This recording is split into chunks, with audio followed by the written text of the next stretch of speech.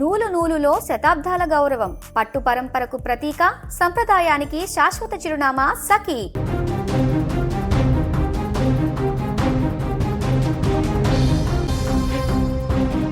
ఉద్యోగులకు సైబరాబాద్ పోలీసులు ఒక కీలకమైనటువంటి హెచ్చరిక జారీ చేశారు.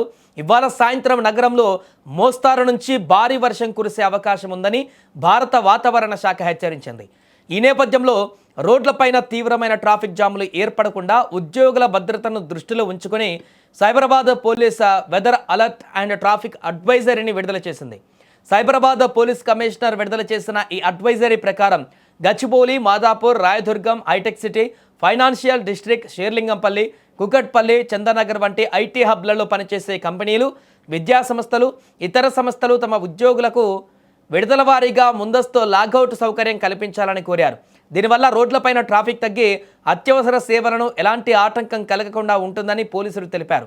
వాతావరణ శాఖ నివేదికల ప్రకారం హైదరాబాద్ దాని పరిసర ప్రాంతాలలో రాబోయే 24 గంటల పాటు ఆకాశం సాధారణంగా మేఘామృతమై ఉంటుంది.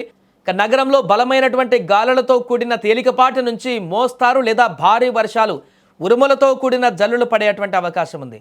గరిష్ట ఉష్ణోగ్రత 33 డిగ్రీలు, కనిష్ట ఉష్ణోగ్రత 24 డిగ్రీల వరకు నమోదయ్యే అవకాశం ఉంది.